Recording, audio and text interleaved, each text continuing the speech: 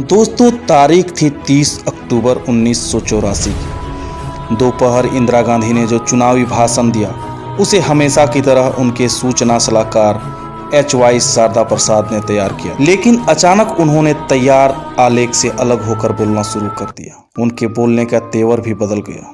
इंदिरा गांधी बोली, मैं आज यहाँ हूँ, कल शायद यहाँ न रहूँ। मुझे चिंता नहीं, मैं यहाँ रहूँ ना रहूँ।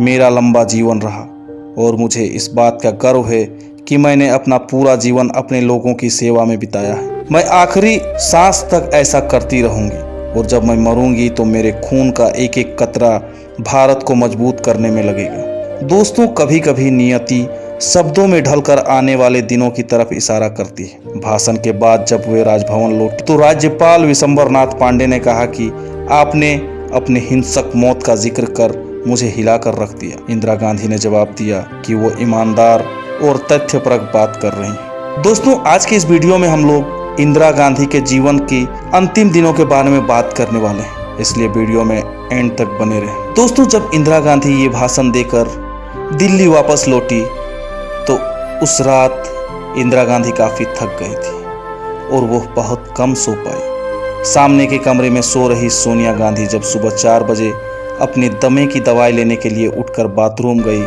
तो इंदिरा उस समय जाग रही थी। सोनिया गांधी अपनी किताब राजीव में लिखती हैं कि इंदिरा भी उनके पीछे पीछे बाथरूम में आ गई और दवा खोजने में उनकी मदद करने लगी। वो ये भी बोली कि अगर तुम्हारी तबीयत फिर बिगड़े तो मुझे आवाज़ दे देना, मैं जाग रही हूँ। सुबह 7:30 बजे तक इंदिरा गांधी तैयार हो चुकी थी। उस दिन उन्होंने केसरिया रंग की साड़ी पहनी थी जिसका बॉर्डर काला था। दोस्तों, इस दिन उनका पहला अपॉइंटमेंट पीटर उस्तिनोव के साथ था, जो इंदिरा गांधी पर एक डॉक्यूमेंट्री बना रहे थे। पहले उड़ीसा दौरे के दौरान भी उनको शूट कर रहे थे। दोपहर में उन्हें ब्रिटेन के पूर्व प्रधानमंत्री जेम्स कैलेगन और मिजोरम के एक नेता से मिलना था। शाम को ब्रिटेन की राजकुमारी एन को भोज भी देने वाली थी।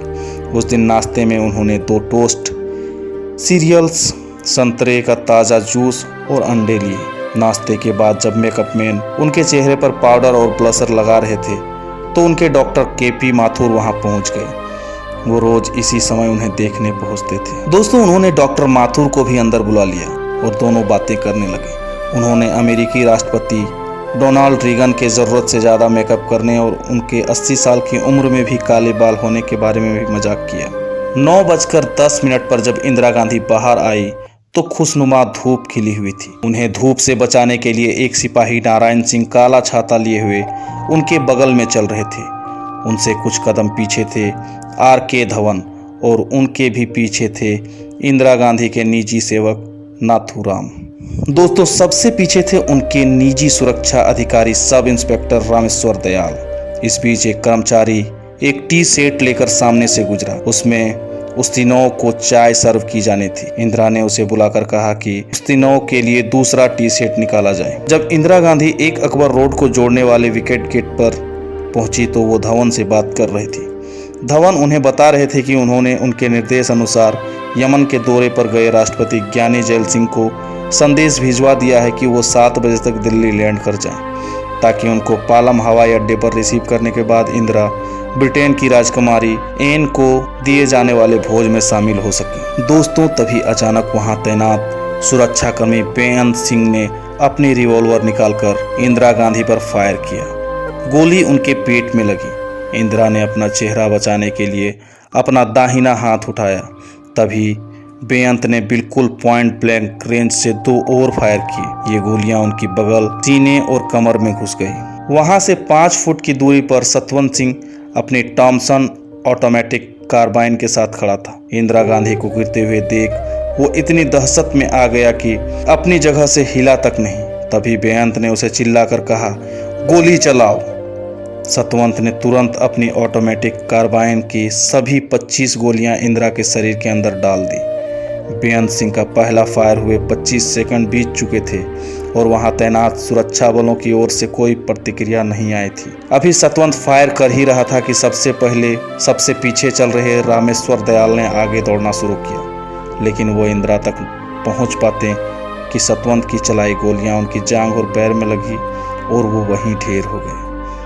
इंदिरा गांधी के सहायकों ने उनके छत विछत शरीर को देखा और एक दूसरे को आदेश देने लगे। एक अकबर रोड से एक पुलिस अफसर दिनेश कुमार भट्ट ये देखने के लिए बाहर आए कि ये कैसा शोर मच रहा है। उसी समय बेअंत और सतवंत सिंह दोनों ने अपने हथियार नीचे डाल दिए। बेअंत सिंह ने कहा, हमें जो कुछ करना था हमने कर दिया, अब तुम्हें जो कुछ करना है तुम करो। तभी नारायण सिंह ने आगे कूदकर बेअंत सिंह को जमीन पर पटक दिया।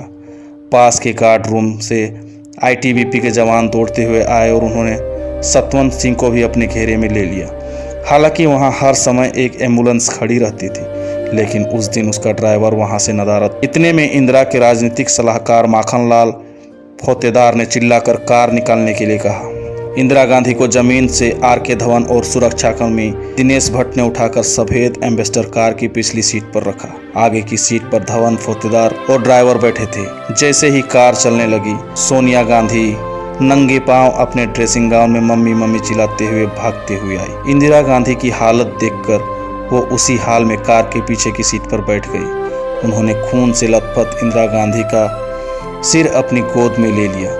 कार बहुत तेजी से एम्स की तरफ बढ़ रहा था। 4 किलोमीटर के सफर के दौरान कोई भी कुछ नहीं बोला। सोनिया का गाउन इंदिरा के खून से भीग चुका था। दोस्तों, कार 9:32 पर एम्स पहुंची। वहां इंदिरा के ब्लड ग्रुप ORH नेगेटिव का पर्याप्त स्टॉक था, लेकिन एक सफदरजंग रोड से किसी ने भी एम्स को फोन कर नहीं बताया था कि इंदिरा गांधी को गंभीर रूप से घायल अवस्था में वहां लाया जा रहा है। इमरजेंसी वार्ड का गेट खोलने और इंदिरा को कार से उतारने में 3 मिनट लग गए। वहां पर एक स्ट्रेचर तक मौजूद नहीं था। किसी तरह एक पहिए वाली स्ट्रेचर का इंतजाम किया गया। जब उनको कार से उतारा गया तो इंदिरा को इस हालत में देखकर वहां तैनात डॉक्टर घबरा गए। उन्होंने तुरंत फोन कर एम्स के वरिष्ठ कार्डियोलॉजिस्ट को इसकी सूचना दी।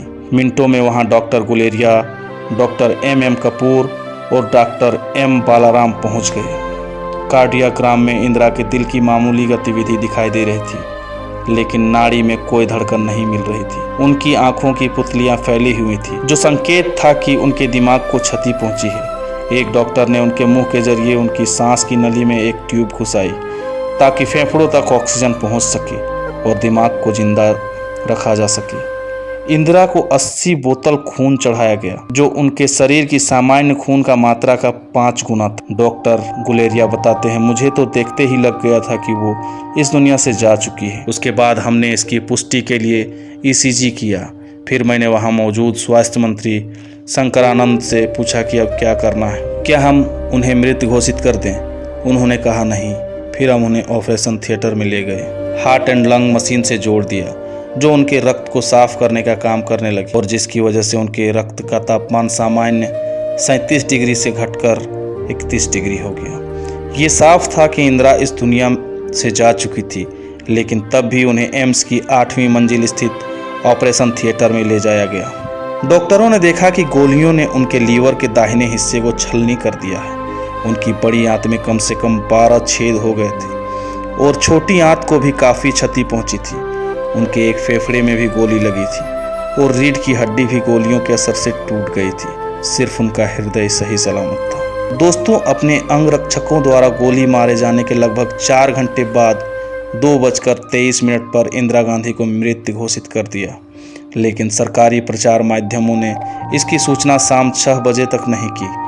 इंदिरा गांधी की जीवनी लिखने वाले इंदर मल्होत्रा बताते हैं कि खुफिया एजेंसियों ने आशंका प्रकट की थी कि इंदिरा गांधी पर इस तरह का हमला हो सकता है। उन्होंने सिफारिश की थी कि सभी सिख सुरक्षाकर्मियों को उनके निवास स्थान से हटा लिया जाए। लेकिन जब यह फाइल इंदिरा के पास पहुंची तो उन्होंने बहुत गुस्से में उस पर 3 शब्द लिखे, आर नॉट, क्या हम धर्मनिरपेक्ष नहीं हैं।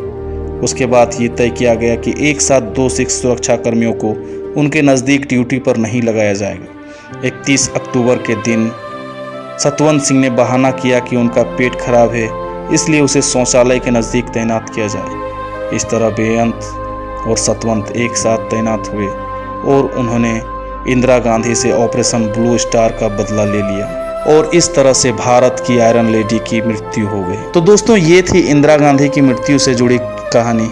उम्मीद करता हूँ कि वीडियो आप लोगों को पसंद आया होगा। अगर वीडियो पसंद आया तो लाइक करें, शेयर करें और हमारे चैनल को सब्सक्राइब करके बेल आइकन ऑन कर लें।